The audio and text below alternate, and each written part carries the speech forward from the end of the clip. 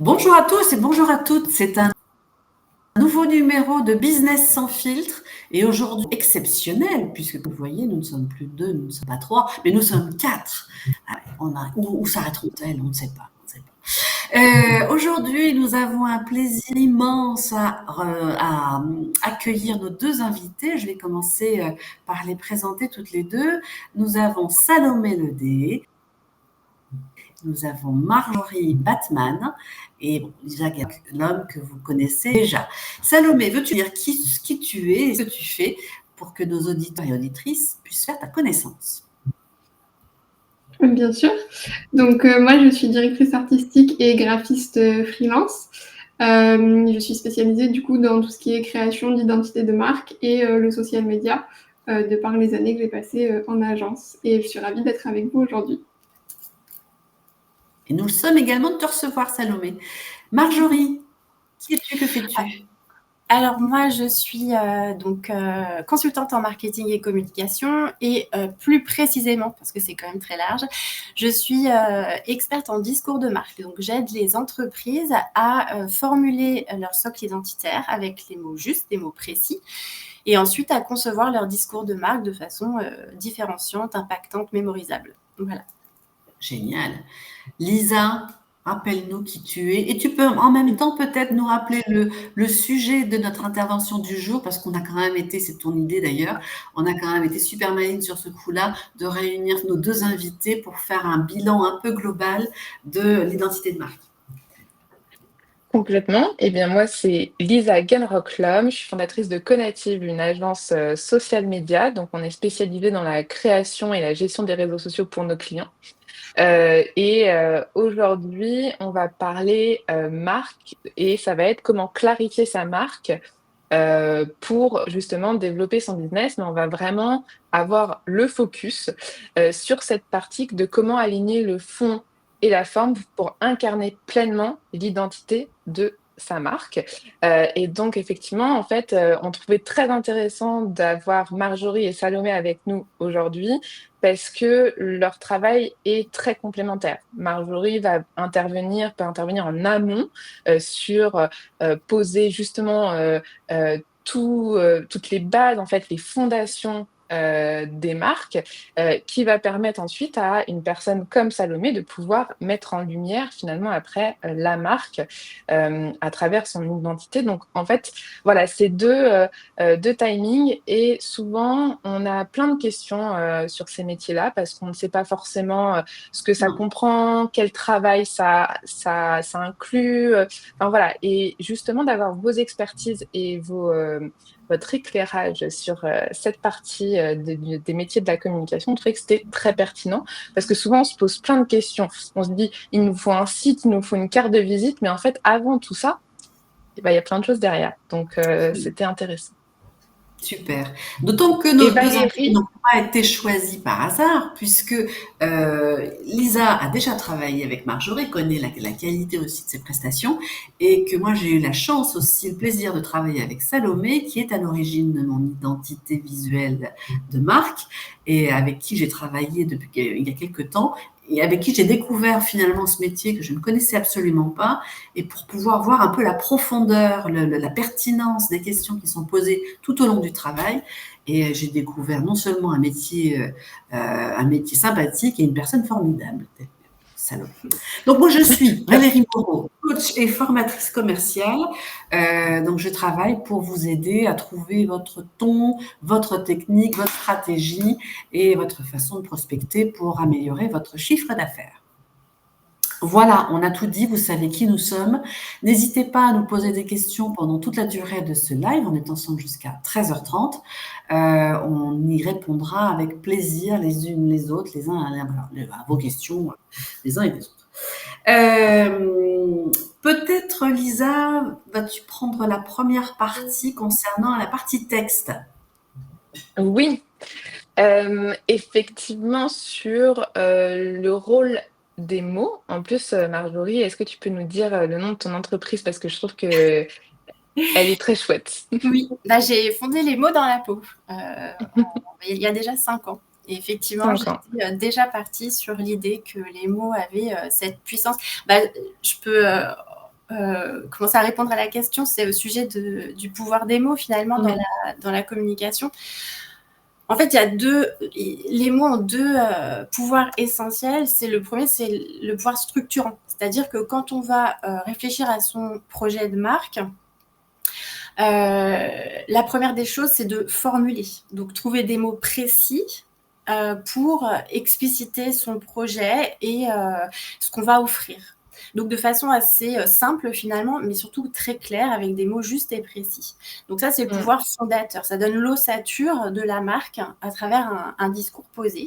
Et ensuite, le deuxième pouvoir des mots, c'est le pouvoir créatif. Donc, on va pouvoir créer un discours teinté d'une tonalité, d'un style, d'une personnalité, de certains codes, pour donner vie à sa marque selon des codes qui permettent de se différencier en fait et de lui donner toute sa personnalité. Ça peut être à travers des mots, des discours et aussi un concept, des images, pour marquer les esprits.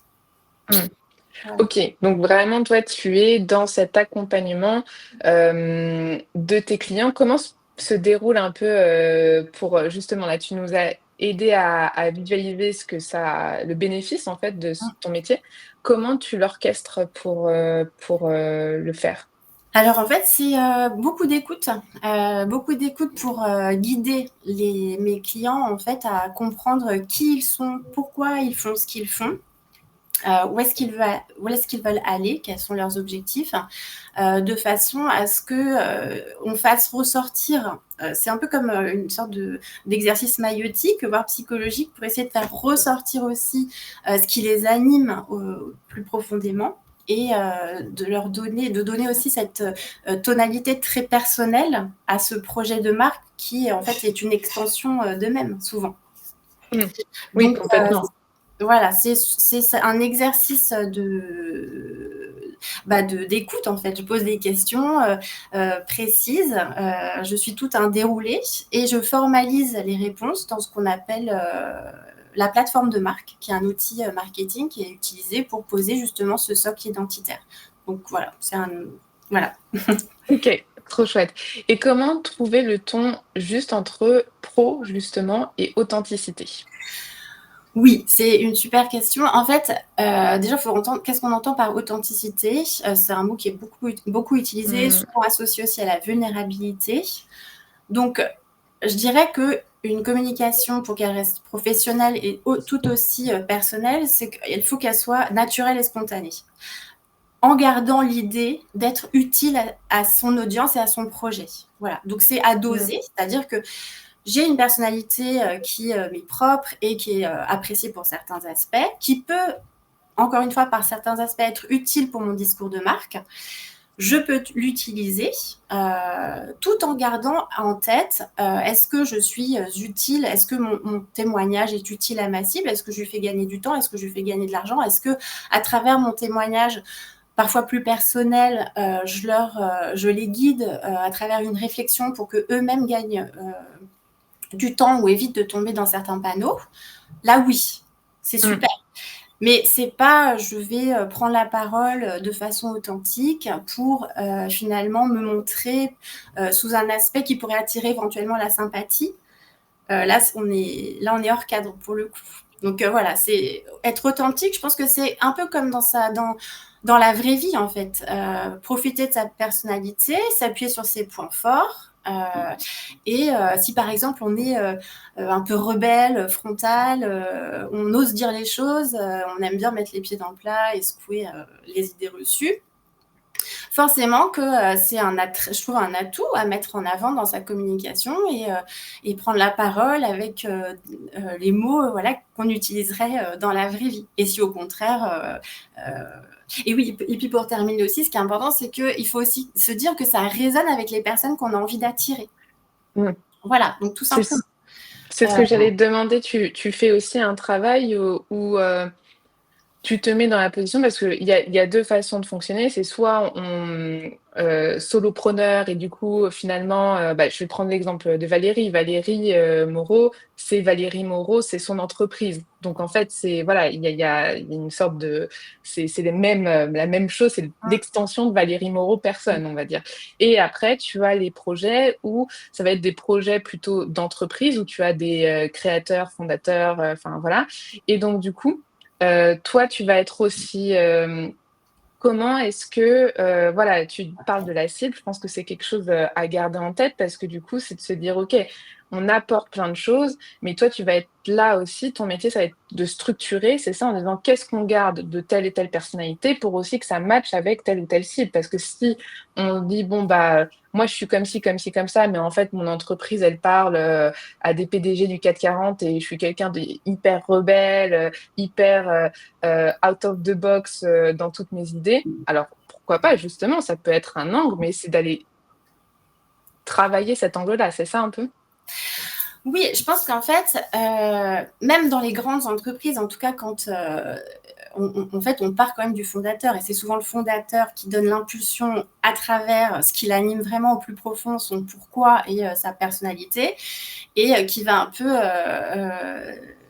infuser en fait dans toutes les strates de son entreprise et auprès de ses équipes, parce que finalement après ça devient un organisme vivant et puis chacun y apporte aussi sa touche, et c'est là aussi un enjeu d'uniformisation pour que la vision du dirigeant soit quand même bien comprise et formulée, et de façon à ce que tout soit bien cohérent. Mais voilà, enfin, pour répondre à la première partie de ta question, faut quand même, oui, je pense que la marque est une extension de la personne qui la porte au tout début, puis après il y a une forme d'agrégation d'autres personnalités qui entourent le projet et la vision. C'est pour ça que la vision d'ailleurs elle doit être claire et embarquer tout le monde dans le même sens. Voilà. Donc ça c'est la première partie de la question, et après j'ai perdu. Pardon, ouais, j'ai toujours des questions très à rallonge parce que du coup ça commence et après j'ai plein d'idées qui arrivent à la suite. C'était par rapport à la cible, de faire le milieu, tu vois, d'arriver, de se dire, effectivement, en fait, il faut réfléchir aussi à qui on va parler derrière. Donc, c'est-à-dire quels sont dans sa personnalité, dans ce qu'on veut dégager dans son entreprise, de pas oublier la cible qu'on a derrière. Complètement. Mais je pense qu'il y a une forme comment dire, d'attrait mutuel et naturel qui se fait un peu comme dans la vraie vie. C'est-à-dire que si tu es rebelle, je suis pas sûre que tu ailles viser les grands PDG, tu vois, en costume, cravate, et qui sont assez, tu vois, je pense, ou alors des entreprises un peu décalées qui pourraient éventuellement matcher avec ton énergie. Mais voilà, je pense qu'il faut garder dans l'idée que c'est comme dans la vraie vie, en fait. Si ta communication, elle est naturelle et que tu t'autorises aussi, il y a une forme d'autorisation à être qui on est, puis qui est très importante aussi pour laisser transparaître ta différence, parce que c'est aussi un grand biais de différenciation, en fait, ta personnalité.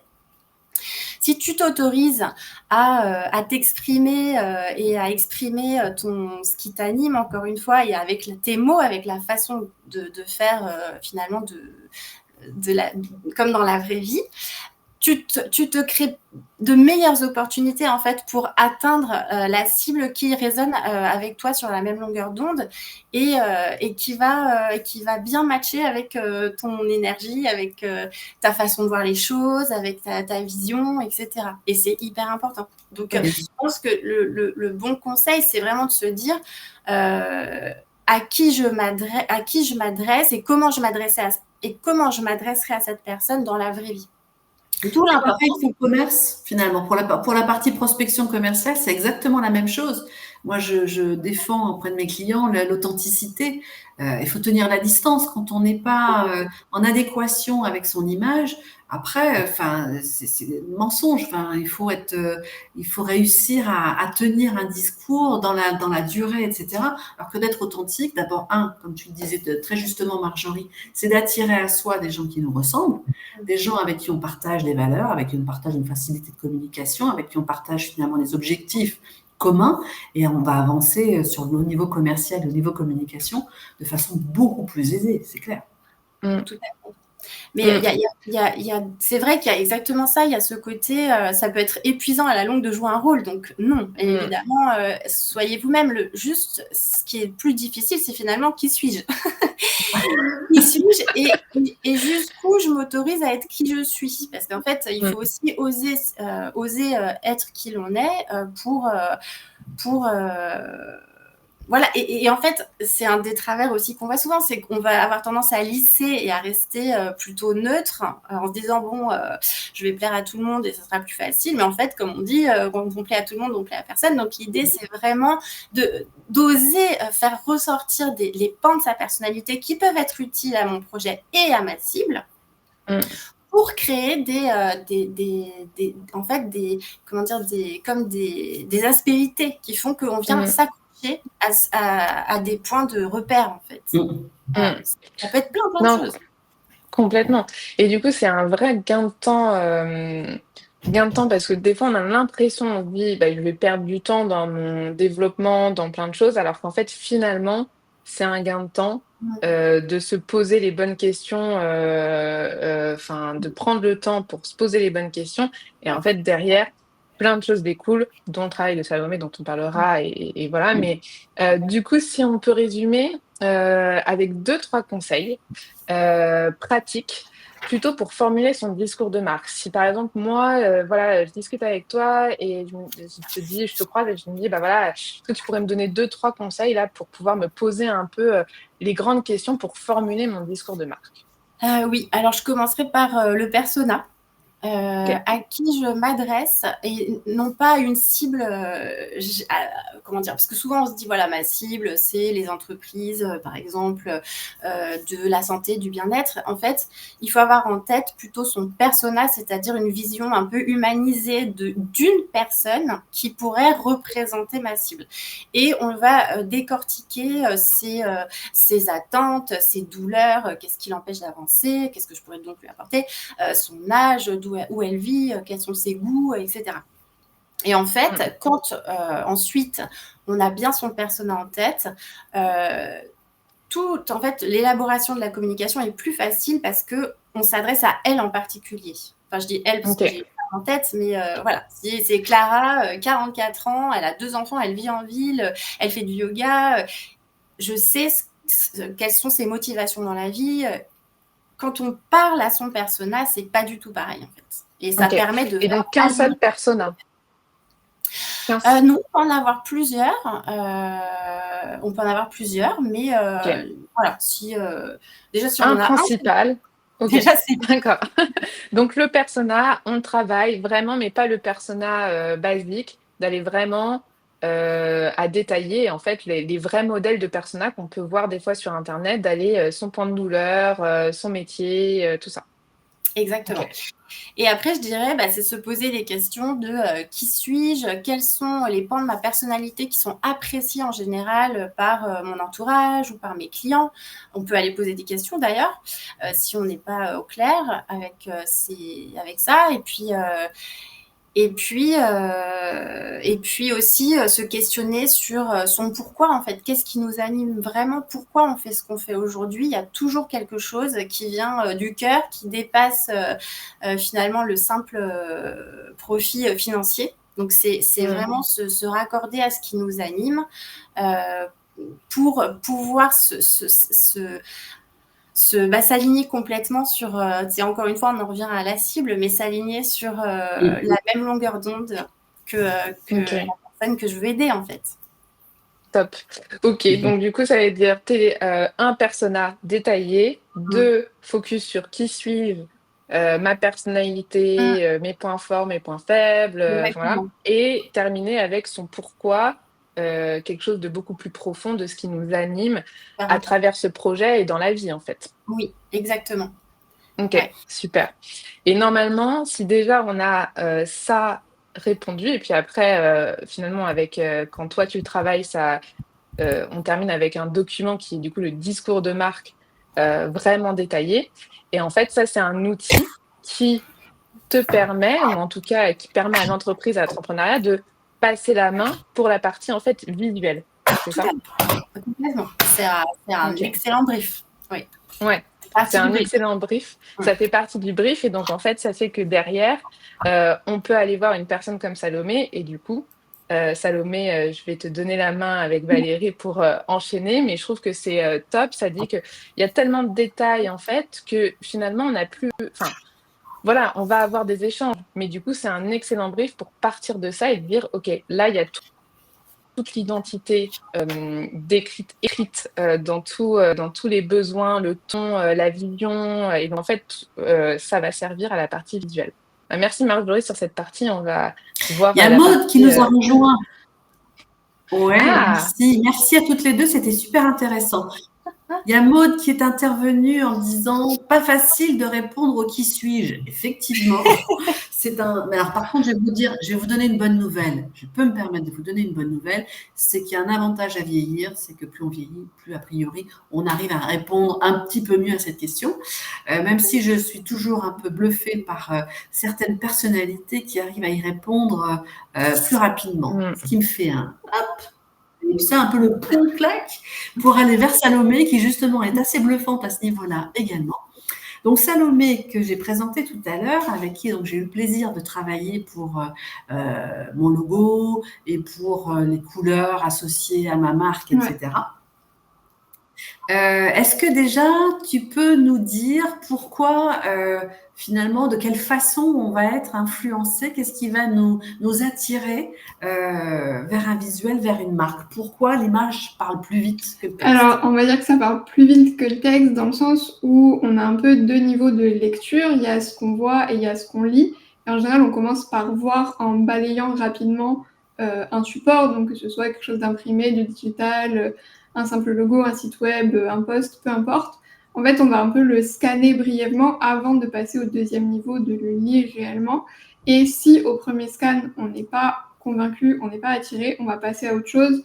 Notamment aujourd'hui avec les réseaux sociaux, il y a toute cette idée de stopper le scroll, ce qui du coup passe énormément par le visuel, même si les mots sont importants. Hein, je pense qu'on a bien vu avant. Mais c'est vrai que si un visuel ne nous parle pas, si les couleurs ne nous parlent pas, la mise en page, etc., on va dire je ne suis pas concernée et je passe. Donc c'est vrai qu'avoir un visuel qui est bien travaillé par rapport à sa cible et une identité qui est bien travaillée par rapport à sa cible, ça permet de capter l'attention dans un premier temps et d'installer, on va dire, une ambiance et de commencer à transmettre quelque chose pour garder en fait l'audience accrochée et la faire entrer plus profondément dans l'univers. Ça, en plus, il y a quelque chose, une notion que je n'aurais absolument pas anticipée. Je vais vous faire une confidence. Quand j'ai vu mon logo et quand j'ai vu le travail qu'avait réalisé Salomé, je n'y attendais pas du tout, j'ai été émue. En fait, c'est comme si c'était un espèce de retour, la vision que finalement Salomé avait de moi, au travers de ce que j'ai pu lui dire, au travers des questions qu'elle m'a posées, puisqu'en fait, et ça, on ne s'y attend pas forcément, c'est quand même un long travail de recherche, ça prend du temps, ce qui justifie aussi que ça coûte pas non plus, ça va dépendre avec qui vous travaillez. Je ne veux pas donner de fausses informations, c'est quelque chose qui est abordable, mais le coût aussi peut être justifié par le temps indispensable qui est vraiment nécessaire pour comprendre votre interlocuteur, savoir avec qui vous travaillez, et puis lui redonner quelque chose. C'est une vitrine, c'est quelque chose dont on est fier, qu'on a envie de porter. C'est comme un joli vêtement qu'on s'offre, et quelque chose. C'est finalement un cadeau qu'on fait aussi à son entreprise. Est-ce que tu peux nous parler de ça justement, parce que moi je l'ai dit avec le rendu et les émotions qui vont avec. Comment toi, Salomé, tu travailles ça en amont? Comment tu décortiques toutes tes questions? En fait, ça commence avec beaucoup de mots finalement, beaucoup de questions sur qu'est-ce que tu veux transmettre, quelle image tu veux renvoyer, parce qu'en fait, l'idée c'est que l'identité qui est créée, elle corresponde à ce que tu veux qu'on voit de ton entreprise au final. Et puis aussi bien comprendre ce que tu ne veux pas renvoyer aussi, parce qu'il y a, comme tu disais, c'est un peu ce côté comme un joli vêtement qu'on a envie de porter. Si l'identité qui est créée, elle correspond ni à l'entreprise, ni à la personne qui porte l'entreprise, elle ne sera jamais utilisée parce qu'on n'est pas à l'aise, on n'arrive pas à créer les visuels à partir de là. Et c'est un problème. C'est aussi comme ça qu'on peut se rendre compte si son identité est adaptée ou pas. Si on n'arrive pas à l'utiliser, c'est qu'en général, il y a quelque chose qui cloche à ce niveau-là. Et donc, l'idée, c'est de bien savoir. Et donc, moi, quand je travaille sur des projets d'identité visuelle, ça commence vraiment par, au-delà de qui on va cibler, parce que c'est quand même un gros sujet pour créer une identité qui correspond à ça, c'est quelle émotion on veut transmettre avec cette identité, quel message on veut faire passer, quelle image on veut renvoyer de soi, quelle partie de soi on veut mettre en avant. Si je prends l'exemple de ton identité visuelle, Valérie, toi tu fais du coaching commercial et on aurait pu se dire, ok, commercial, corporate, bleu, gris, très froid, très classique, mais c'est pas du tout ton approche du commerce, c'est pas du tout ce que tu voulais renvoyer. Tu me parlais d'authenticité, d'humanité, de chaleur, de côté réconfortant et d'un véritable accompagnement. Donc on est parti dans une direction totalement opposée au code standard du commerce, on va dire, parce que ça correspondait à ce que tu voulais renvoyer tout simplement. Et comme tu dis, quand tu l'as découvert, ce côté de retour envers toi, c'est un peu essayer que ce soit un beau miroir, en fait, que l'identité reflète Oui. la bonne partie de toi et de ton entreprise, quoi. Alors, à la fois le bon miroir, mais c'est surtout un miroir dans lequel C'est je me ça. reconnais. Parce que ça peut être un miroir flatteur, mais dans lequel je me sens Oui, absolument non. pas moi. Tu aurais pu faire un très beau logo dans les tons, justement, ce que tu disais, quelque chose de très corporate, bleu marine, doré, quelque chose où je me serais dit, waouh, c'est beau, sauf que c'est pas moi, quoi. Donc, il y a un moment où c'est quand même important qu'il y ait C'est cette. pour ça aussi que je t'ai posé beaucoup de questions sur tes goûts pour proposer quelque chose qui Oui. soit à la fois en adéquation avec ta cible et à la fois en adéquation avec toi. C'est vrai qu'on entend souvent un peu la cible en priorité puisqu'il faut s'adresser aux gens à qui on parle. Moi, je pense qu'il faut trouver le juste équilibre entre ce qu'on aime et ce dans quoi on se reconnaît et ce dans quoi la cible va se reconnaître aussi. Parce que si tu n'arrives pas à t'approprier ton identité, tu n'avanceras pas plus. Non. Et puis en plus, pour rebondir également sur ce que disait Marjorie, c'est aussi euh, assumer qui on est, accepter qui on est, y compris nos côtés différenciants. Le commerce, on imagine que c'est un truc un peu rentre dedans, un peu bah, pas du tout. Enfin, en tout cas, c'est pas ma vision du commerce. Je pense qu'il y a mille et une façons d'aborder ces sujets-là. Et au contraire, aujourd'hui, en plus de rajouter un peu d'humain dans tous ces domaines-là, ça fait du bien. Donc c'est complètement assumé. Il y a un petit côté de temps en temps, tu m'avais proposé aussi quelque chose, je le dis, parce qu'il y avait, quand vous travaillez avec quelqu'un comme Salomé, vous n'avez pas une proposition, vous en avez deux en général. Et la deuxième était beaucoup plus, qui allait flatter mon côté un peu plus rentre dedans, que je peux avoir parfois, un peu décalé, un peu. Mais voilà, non, finalement, c'était pas complètement assumé. Je préfère l'avoir dans les mots parfois. Et ça, j'aime bien effectivement pouvoir parfois un peu surprendre, mais pas forcément dans le visuel. Oui, Lisa. Oui, c'est exactement. Je rebondis sur ce que tu dis parce que je trouve que c'est intéressant de finalement, en fait, après, il y a des choses qu'on va laisser dans les mots.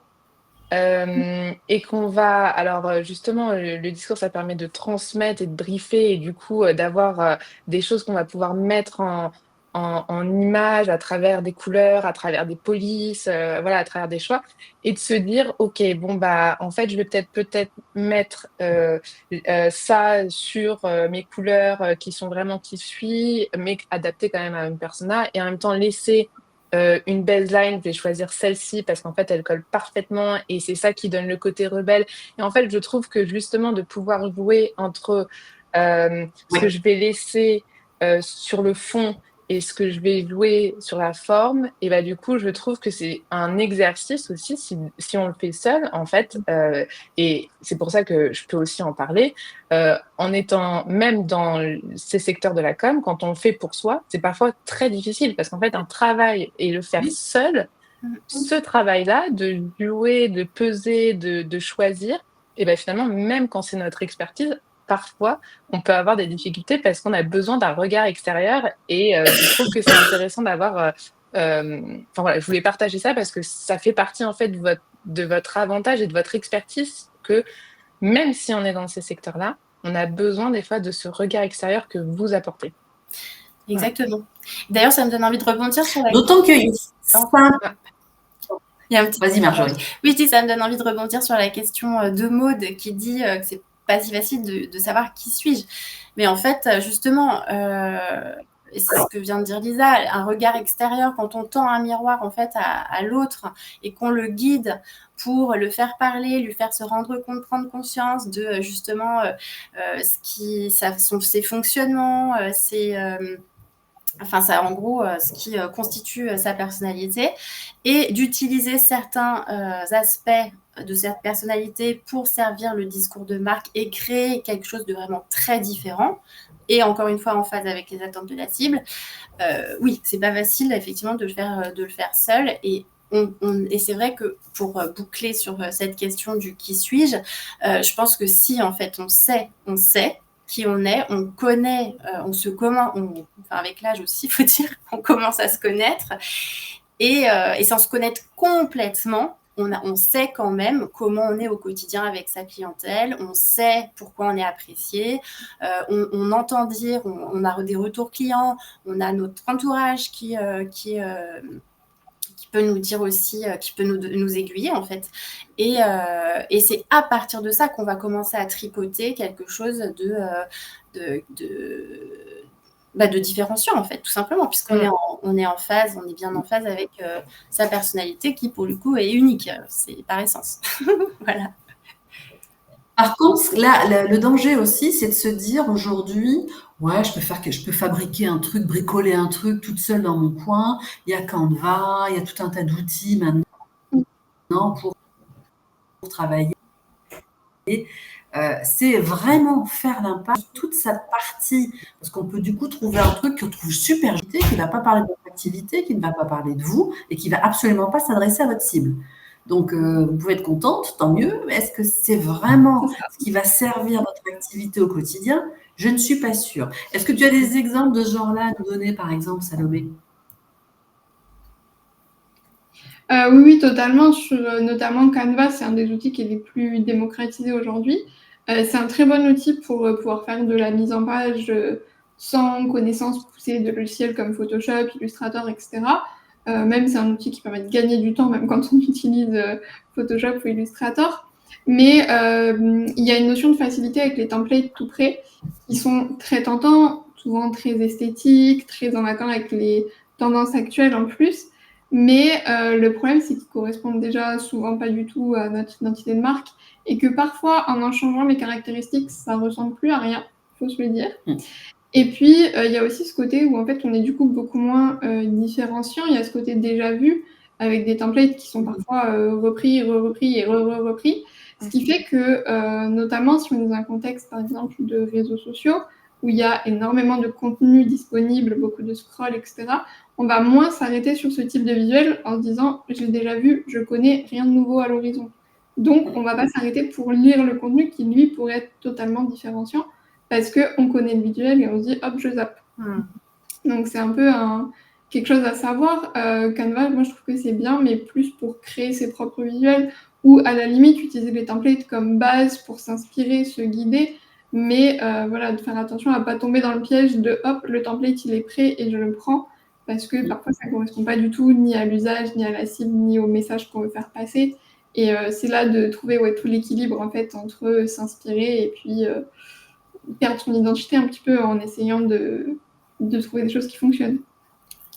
Tout à fait. Ce que j'ai envie de vous, parce que là, du coup, je pense qu'on a bien compris vos métiers à toutes les deux.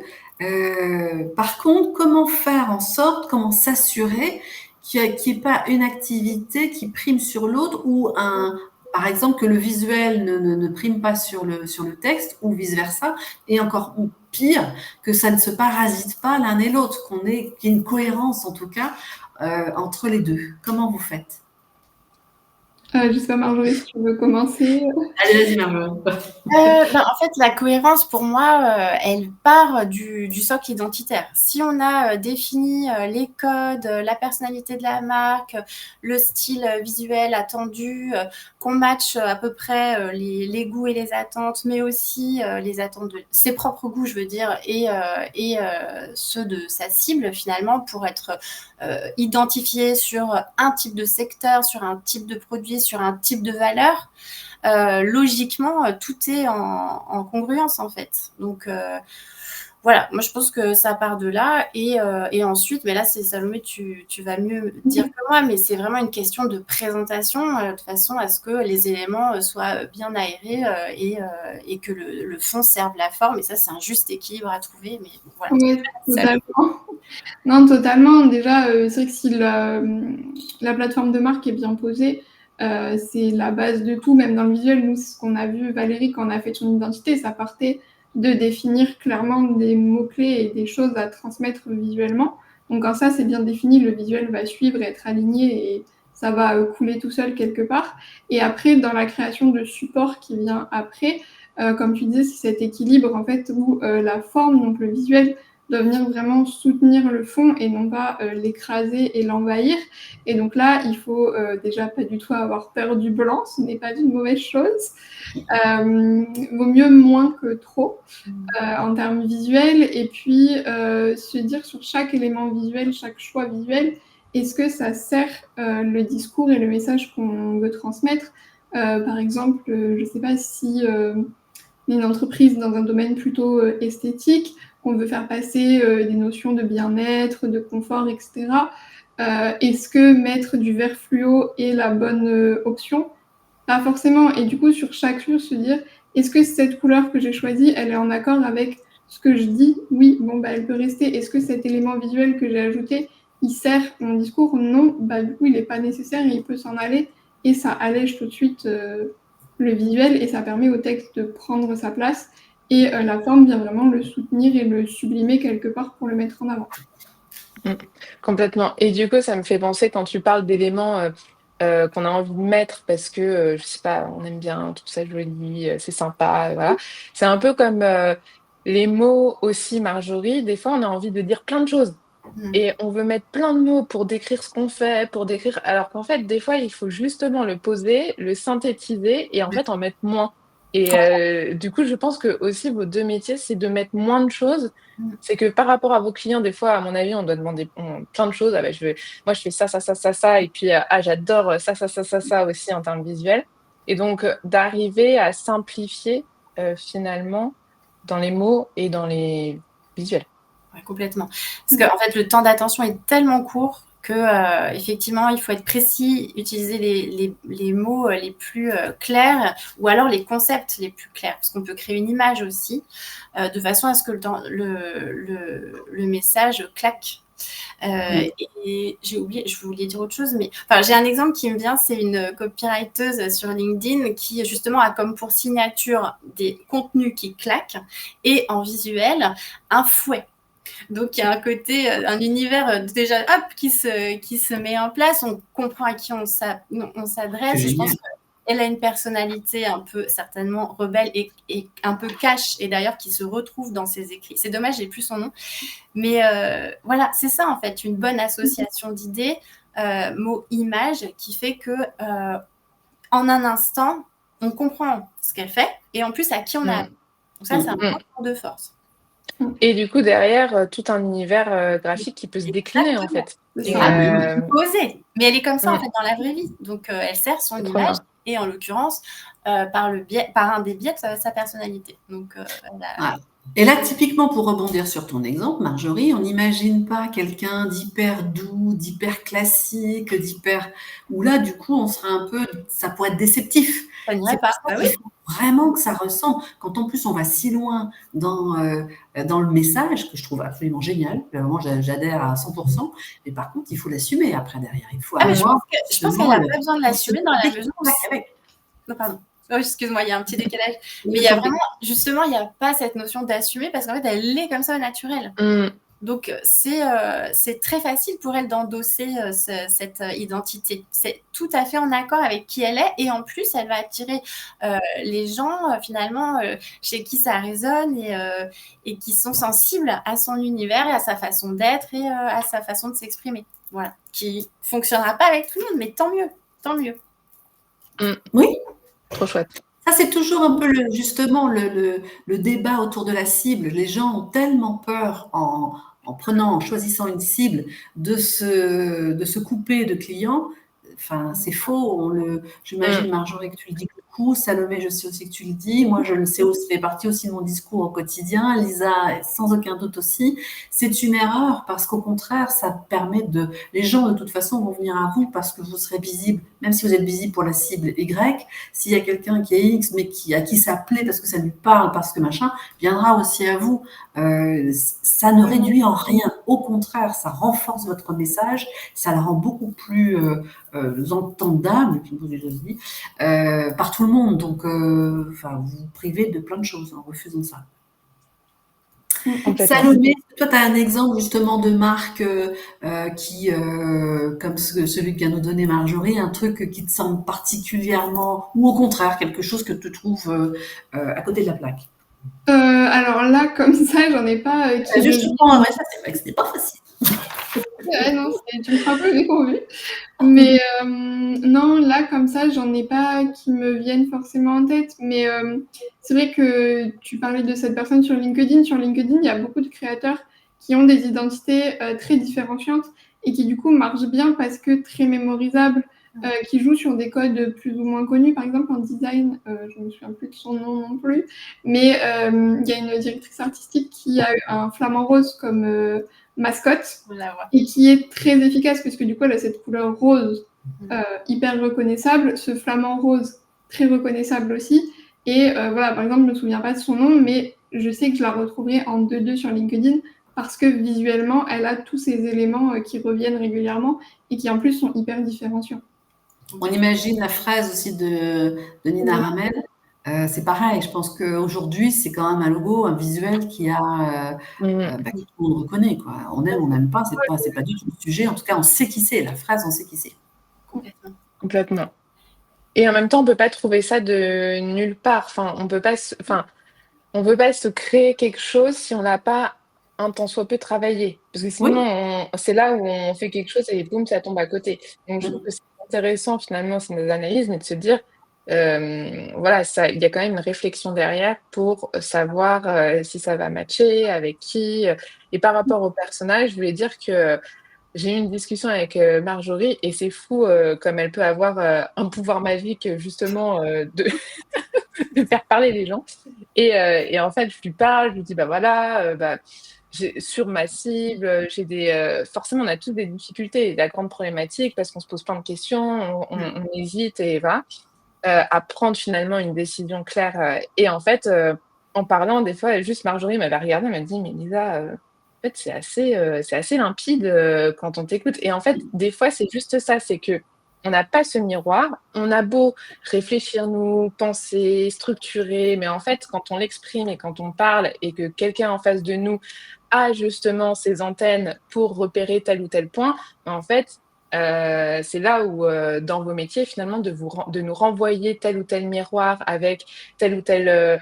voilà, les mots qu'on dit, qu'on a restructurés, qui sont repassés dans votre cerveau à vous. En fait, voilà. Et donc, Marjorie m'avait dit, mais Lisa, c'est assez limpide, tu le dis à voix haute, pourquoi est-ce que... Et en fait, je me suis arrêtée, je me suis dit, c'est vrai. Donc, voilà, donc je trouve que vos métiers, c'est aussi beaucoup ça, c'est d'avancer dans les réflexions et d'apporter cette structure pour pouvoir passer à l'action. Ça évite en plus de diluer le message en multipliant les images, en multipliant les mots, en multipliant un certain nombre de choses qui fait que c'est un brouillard complet pour ceux qui vous suivent et on comprend plus ce que vous faites, qui vous êtes et comment vous le faites. Ouais, puis Lisa, tu utilisais le mot structure, je trouve qu'il est hyper intéressant puisque dans la partie plus créa, d'identité visuelle, etc., c'est souvent vu comme quelque chose d'un peu artistique, qui vient comme ça, en fonction de l'inspiration du moment, alors que pas du tout. Valérie, tu l'as vu, c'est un process hyper structuré qui parle de données très claires, d'objectifs, d'attente, de qu'est-ce qu'on veut transmettre, etc. Et donc, c'est vraiment un vrai travail sérieux et c'est pas un petit dessin, entre guillemets, qui va représenter votre marque. Et ça, c'est quelque chose à bien avoir en tête, en fait. Complètement. Et puis de pouvoir avoir quelque chose qui soit... on va pas en changer tous les 2 mois. C'est ça. Ça rime plus à rien. Constance et de cohérence, il faut le garder dans la durée pour que ce soit efficace. Absolument. Donc, il faut vraiment que du coup, vous preniez le temps de choisir quelque chose qui soit en adéquation avec vous et non pas juste votre petit coup de cœur du moment. Il faut vraiment que ce soit plus profond que ça. Sinon, vous allez vous enlacer à une vitesse pas possible et les gens qui vous suivent ne vous reconnaîtront plus ou vont se lasser. C'est un peu comme les slashers plus. C'est bien de changer d'activité, c'est bien de changer au bout d'un moment. Par contre, on ne sait plus où vous trouver, on ne sait plus dans quel type j'aime pas l'idée des cases, mais en tout cas, dans quel métier on va vous reconnaître. Et bien là, c'est un peu pareil finalement. Si on vous suit parce que vous avez telle ou telle personnalité, parce que on aime bien votre façon de communiquer sur tel ou tel sujet, si vous en changez tous les 2 mois, on va arrêter de vous suivre. Ou alors, enfin, je veux dire, il faut que ce soit dans quelque chose de structuré et je pense que, dans un discours de marque ou dans une marque personnelle travaillée et de se dire: «OK, bah, finalement, si dans mon dossier et dans mon discours de marque, finalement, j'ai structuré tout cet écosystème de différents métiers, de slasheurs, de choses comme ça, mais que, je m'y retrouve et qu'il y a un fil rouge, il y a un fil conducteur, qui a une logique, qui est pensée et avec les bons mots qui permettent finalement d'être, toujours dans ce même, discours au fil des ans, malgré le fait que peut-être il y ait des choses qui changent». Et je trouve que c'est intéressant d'avoir, aussi ça, de de penser que finalement c'est pas uniquement, ça peut être travaillé et ça peut être, développé autour peut-être d'une seule et même idée, qui est son pourquoi, qui est son fil rouge et donc en fait, ça c'est aussi intéressant. Mmh. Vous diriez l'une comme l'autre que finalement la première question à se poser, c'est qui suis-je et non pas de quoi j'ai envie. Ah bah oui, Oui. c'est sûr. Ouais, je dirais la première question, elle est plus liée à son pourquoi, quoi. C'est Oui. très, c'est une excellente boussole. Ouais. Totalement. Est-ce que ça vous est déjà arrivé de tomber sur, quelqu'un qui finalement n'était pas aligné avec son projet? Oui. Ouais. Et du coup, comment tu as traité ça, Salomé, le temps que Marjorie réfléchisse? Alors moi, c'était quand je travaillais plutôt en agence et donc en fait, on sent quand il y a un décalage, quand on commence à faire un certain nombre de propositions et que ça n'aboutit pas. Et qu'on se dit, le brief de départ, du coup, ne doit pas être clair. Et en fait, du coup, ce qui a été fait, c'est bon, un peu de reclarification du brief, mais au final, si la personne ne sait pas vraiment ce qu'elle veut, ça n'aide pas. Ça a été plus, du coup, de nous se poser et se dire, OK, donc c'est ça qui est demandé, on va refaire des propositions vraiment dans cette optique et quelque chose qui en sort un petit peu pour essayer peut-être d'ouvrir un petit peu les perspectives à ce niveau-là. Et surtout, et c'est pour ça qu'aujourd'hui, moi, je n'envoie plus les présentations de logos par mail avec une explication. Je présente les concepts en visio parce que ça accompagne beaucoup plus la personne dans se projeter. Et c'est comme ça qu'on a eu une validation après en 10 minutes. Mais c'est du coup de quelque part prendre la personne par la main et de lui dire, OK, là, on transmet ça. Est-ce que projette dedans ou pas? Non, ok, on passe au suivant. Là, on transmet ça, oui, ça te parle, c'est pas forcément ce qu'on avait défini de base, mais ok, donc on parle là-dessus et c'est bon parce que c'est en fait ce que la personne attendait mais n'arrivait pas forcément à formuler. Et c'est aussi des fois la difficulté de réussir à mettre des mots sur ce qu'on veut et ce qu'on attend de son identité. De le fait de faire finalement ce travail en amont et de pouvoir clarifier les choses et de se dire qu'une fois qu'on envoie le brief, bah, on est au clair sur, finalement, on a réaligné les choses en amont. En fait, c'est un peu ça, c'est de réaligner ou en tout cas d'aligner les choses en amont pour pouvoir après clarifier.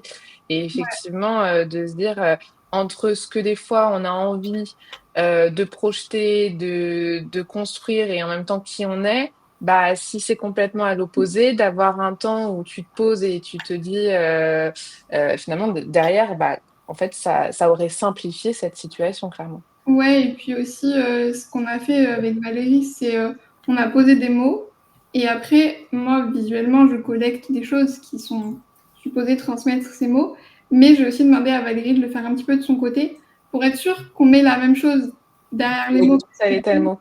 Pas on n'a pas tous la même perception des mots, la même façon de les transmettre. Et du coup, de se dire, est-ce qu'on part bien de la même base ou pas? Et déjà, de mettre ça à niveau, ça aide beaucoup pour la suite, je trouve. Tu m'étonnes. Donc, par exemple, si vous demandez à quelqu'un de penser à un arbre, on n'aura pas le même visuel qui nous viendra en tête, quoi, alors qu'on parle pourtant bien de la même chose. Et je pense que finalement, pour ton travail, c'est précisément ça, quoi. On est chacun dans notre imaginaire, chacun dans notre part créative, mais on n'en ressort pas les mêmes fruits. Complètement. Je vois qu'il nous reste 10 minutes. Est-ce que tu veux, Valérie, qu'on passe plutôt à la partie justement un peu récap pour qu'on puisse repartir de ce live avec des tips et des conseils de nos expertes. Comme ça, on pourra avancer sur nos sujets. Alors, moi, j'avais une proposition. On va commencer par Marjorie. Est-ce que si je te dis les mots touchent la raison et l'émotion, est-ce que ça te semble juste? Oui, c'est juste parce que ça, je reviens à tout ce que je disais au tout début, c'est-à-dire que les mots ont un pouvoir structurant. Donc, on a besoin de se raccrocher à quelque chose de raisonnable, entre guillemets, au premier sens du terme, pour poser concrètement le projet, lui donner vie, lui donner une substance, être précis pour, voilà, pour poser les choses clairement et simplement. Et ensuite, j'ai oublié le deuxième nom, pardon, c'était la raison et l'émotion. Et l'émotion, bah oui, mais bien sûr. Bah après, évidemment que les mots sont vecteurs d'émotions et c'est relié à leur pouvoir créatif, en fait, dans la mesure où des mots, la façon dont on va les combiner ensemble, les faire résonner ensemble, quelle musicalité, quelle tonalité, quel style, oui, que je dirais quelle harmonie en fait on va créer avec les mots pour toucher le cœur de sa cible. Voilà. Donc oui, tout à fait les deux. Très bien. Et toi, Salomé, si je te dis les images attirent l'œil et impriment la mémoire, est-ce que ça aussi, ça Oui, te parle? totalement. Attire l'œil, c'est ce qu'on disait, hein, s'arrêter sur une couleur, une mise en page, quelque chose où on se dit « Ah, je connais pas » ou « Ah, c'est quelque chose qui me parle, c'est quelque chose que j'aime ». Et puis, le deuxième point sur la mémoire, du coup... Oui, est-ce que ça imprime? Est-ce que l'image permet justement d'être retenue? Du coup, oui, puisqu'on l'a vu plusieurs fois, là, on ne se souvient pas forcément des noms des personnes, mais on a imprimé une couleur, une mascotte, etc. Et souvent, quand on se souvient d'une enseigne, c'est par le logo. Des fois, on ne se souvient pas forcément du nom, mais on sait à peu près comment était l'enseigne, etc. Et donc, c'est vrai que ça a cette capacité à y rester en tête, même si il nous manque un petit peu les mots ou les noms derrière. Tout à fait. Bon, en tout cas, c'était hyper instructif. Moi, j'avoue que j'ai adoré ce moment. J'ai eu l'impression qu'on avait appris énormément de choses. Ce qu'on peut retenir, c'est que vous êtes toutes les deux hyper complémentaires. On n'imaginait pas sans doute à quel point justement ça allait fonctionner. On voudrait juste préciser d'ailleurs que Marjorie et Salomé ne s'étaient jamais rencontrées avant ce moment. Et donc, il n'y a pas eu de préparation de dingue pour être cohérente l'une avec l'autre. C'est vraiment des métiers qui sont super complémentaires. Et j'ai eu vraiment le sentiment, en plus, que ça matchait bien entre vous et c'était plutôt hyper agréable. Ce qu'on voit aussi, c'est que si on allie justement l'image et les mots, on arrive à un impact maximal. C'est vraiment pouvoir avoir un message clair qui va être porté et retenu par tout le monde. Et je voudrais préciser aussi, et dites-moi, Marjorie et Salomé, ce que vous en pensez, mais que c'est pas grave si c'est... Alors, si on le fait au départ de son aventure entrepreneuriale, c'est toujours mieux parce qu'on part avec des super bases, et voilà, mais ce n'est pas impossible de le faire en chemin. Parce que des fois, on se dit, bon, bah, finalement, moi, je suis déjà partie, est-ce que ça vaut le coup? Mais en fait, finalement, je pense que ça vaut le coup aussi parce qu'on arrive avec un certain bagage, une certaine expérience. Et en fait, des fois, on est plus clair sur ça. Et je pense que à tout moment de la vie de l'entrepreneur ou de l'entreprise, on peut faire ce travail-là pour voilà, structurer, poser les choses, repositionner, ou des fois même pas repositionner, mais voilà, de pouvoir faire ce travail-là. Je me trompe ou je me trompe pas, peut-être. Ah oui, bah, en Euh, tout cas, ça correspond bien à mes clients finalement, parce que souvent, ils arrivent avec peut-être 1, 2, 3, voire 3 ans d'expérience, même un peu plus aussi, pour justement prendre le temps de consolider les bases, profiter de toute l'expérience terrain aussi, et puis un moment où peut-être aussi on a besoin de passer à la vitesse supérieure, de se différencier davantage, mieux, en se reconnectant mieux finalement à notre pourquoi. Enfin voilà, donc oui, il y a différents moments de la vie d'une entreprise aussi. Ça peut être effectivement au tout début, c'est chouette de pouvoir être accompagné, on ne peut pas toujours le faire. Ça peut être plus tard aussi quand on commence à prendre de la vitesse et qu'on a besoin de structurer. Ça peut être quand on part s'expanser à l'international, voilà. Donc ça peut être en cas de repositionnement, quand on veut se recentrer sur un secteur ou revisiter finalement la vision de l'entreprise. C'est tout à fait voilà, des moments clés comme ça qui peuvent être opportuns. Super. Est-ce que du coup, on va terminer, parce qu'en général, pour ceux qui nous suivent, il y a souvent un petit cadeau en fin d'heure. Est-ce que l'une comme l'autre, vous avez 3 petits tips à offrir à nos auditeurs? Marjorie, est-ce que tu veux commencer? En fait, je vais reprendre les conseils pratiques. Je ne sais pas si voilà, c'est ce que je disais tout à l'heure. Effectivement, bien se connaître. Alors peut-être profiter de toutes les recommandations qu'on a pu avoir, les avis clients, et essayer de les décortiquer pour voir quels sont les mots qui reviennent nous concernant, de façon à voir ce qui est retenu, ce qui est apprécié, et voir comment je peux m'appuyer sur ces points en fait, pour consolider mon image et prendre confiance pour m'affirmer. Voilà. Après, je dirais que il faut avoir un peu le courage de sortir des sentiers battus pour affirmer sa personnalité. Donc c'est vrai que c'est pas toujours facile seul, mais peut-être que une étape après l'autre, un pas après l'autre, on arrive à prendre des risques, à tenter, à observer si finalement ce discours ou ce post a fonctionné mieux que les précédents, et pourquoi, parce que peut-être j'ai osé davantage m'exprimer et être moi-même. Voilà, et puis ce fameux travail sur le persona, de reprendre peut-être plus précisément encore à qui je m'adresse, pour que finalement, à chaque fois que je prends la parole, ou que j'élabore mon discours de marque, ou que je prenne la parole, notamment sur LinkedIn ou les réseaux sociaux, j'ai toujours en tête d'être utile à ma cible, de lui faire gagner du temps, de lui faire gagner de l'argent, de lui faire comprendre des choses sur elle-même, lui éviter les pièges peut-être par lesquels je suis passée. Voilà, toujours avoir ça en tête pour pas lui faire perdre de temps en fait, et être utile. Donc c'est vraiment ça que je garderai en tête. Parfait, merci Marjorie. Et toi, Salomé, tes 3 tips? Du coup, le premier découle beaucoup de ce qu'a dit Marjorie, puisque pour créer la partie visuelle de son identité de marque, la première étape, ça va être d'avoir bien défini, le premier tip, c'est vraiment d'avoir bien défini à qui on veut parler, comment on veut se positionner et qu'est-ce qu'on veut renvoyer comme image ou comme sensation. Donc ça, c'est la première chose, et sans ça, on n'arrivera pas à créer quoi que ce soit, ou en tout cas pas quoi que ce soit qui nous représente réellement et qu'on arrive à utiliser par la suite. Le deuxième type, c'est plus c'est ne pas se focus dès le départ sur le logo et se dire si je démarre, il me faut un logo, etc. Le logo, c'est la touche finale, c'est la cerise sur le gâteau, c'est vraiment ce qui arrive en tout dernier, et ça peut être un peu contre-productif pour mon métier de dire ça, mais c'est pas forcément ce dont on a besoin en premier lieu. On peut tout à fait travailler sans logo dans beaucoup de secteurs d'activité. Il y a des secteurs où c'est plus essentiel, notamment le produit, le retail, etc. Mais beaucoup moins quand on est dans le service.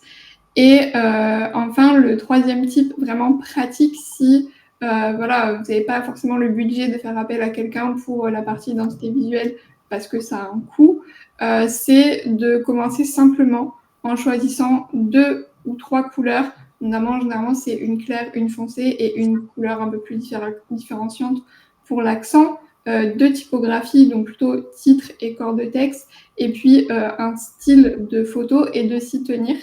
Comme ça permet déjà de poser une première cohérence et des premiers éléments de mémorabilité, en attendant de pouvoir peut-être faire appel à quelqu'un de professionnel sur ce sujet par la suite. Super. Et alors, en plus de ça, c'était parfait. On a vraiment passé une heure incroyable avec vous deux. Et alors, on est dans un timing. Non, mais Non, mais là, c'est là, parfait. il faut le talent. Non, mais très chouette, effectivement, d'avoir eu vos retours et ça donne vraiment une vision plus claire de vos différentes expertises, de savoir aussi ce que vous apportez et en même temps d'avoir aussi déjà des choses à mettre en place, nous, de notre côté, pour pouvoir réfléchir en amont sur ces sujets. Donc, je trouve que c'était très chouette. Est-ce que ça a été Ouais. de votre côté? Un grand Ça passe plaisir. toujours super vite.